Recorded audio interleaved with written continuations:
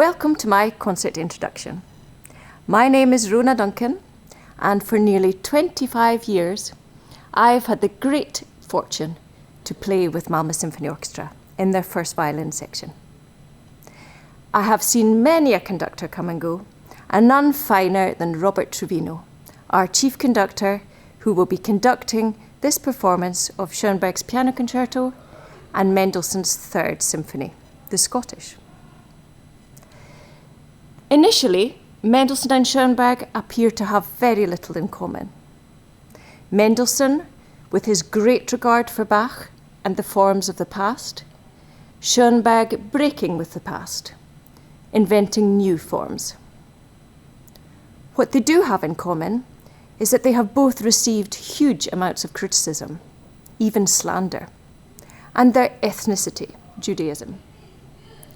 Is there a connection? There are relatively few Jewish composers. Mahler is the other giant. Mahler converted to Christianity because otherwise he was not allowed to work with the Vienna State Opera.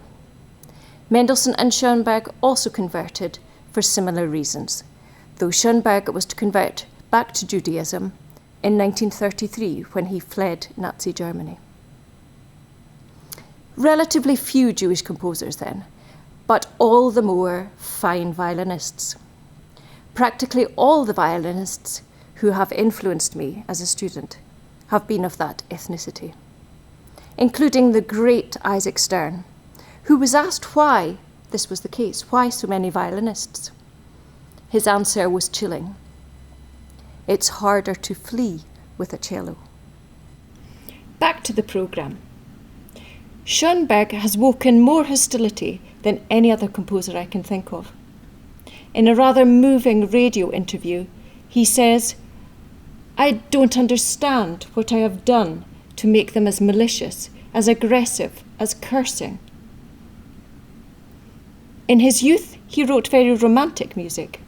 Verklärte Nacht won the admiration of Mahler and Richard Strauss, but he became more revolutionary with age. Born in Vienna, a very conservative city that took its music very seriously. Audiences were known to blow or whistle over their keys to show displeasure, and they did a lot more than that in 1913 at a performance of the Chamber Symphony by Schönberg. A riot broke out, worse than the one seen in Paris for Stravinsky's Rite of Spring. The police were called in. Schönberg was offered a position with the Music College. Protests came into the government. No longer an ally, Richard Strauss remarks to Alma Mahler, "Arnold's time would be better spent shoveling snow than writing more music." With typical Viennese discretion, Alma Mahler makes sure that Schönberg gets to hear this. He refuses the position and moves to Berlin. In 1933, when Hitler comes to power, Schönberg is dismissed from his post, like many Jews. He flees to the United States of America. And it is here that he writes his piano concerto. Written using the 12-tone system developed by himself and his students. The tone row for this piece is as follows.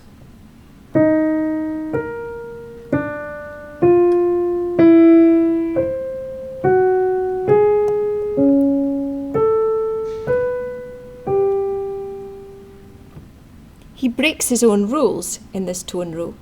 He starts with a fifth and follows it with a tonic triad. All things that make the music sound more tonal. He also uses double octaves and even waltz music, hankering back to his Viennese days, perhaps. The work is in 4 linked sections, and Schönberg writes comments for each section. For the first section, he writes, "Life was so easy." The second part, "Suddenly hatred breaks out." Third, "A grave situation was created." And fourth, "But life goes on." Rather a good summing up of his life, I think. So, on to Mendelssohn. Queen Victoria said of Mendelssohn, he is the greatest musical genius since Mozart and a very amicable man. They met in London. He was conducting his own works and performing as soloist in Beethoven's Fifth Piano Concerto. Invited back to Buckingham Palace, Prince Albert played the organ for him, and the Queen even performed Schöner, Schöner, a song from his first volume of songs. However, he had to admit that this song was in fact, like 3 others in the volume, written by his sister, Fanny. Makes one wonder.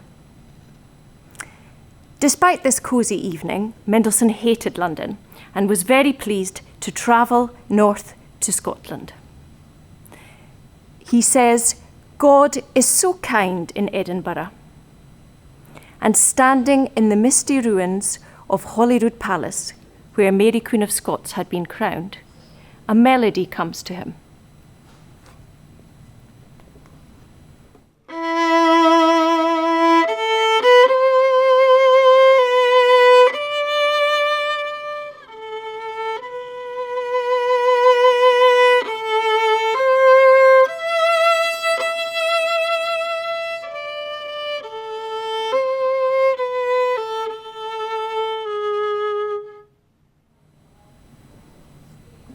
This was to be the opening of his Scottish symphony. He dedicated it to Queen Victoria, herself very fond of Scotland. She had a summer cottage in the outskirts of my hometown of Aberdeen, Balmoral Castle.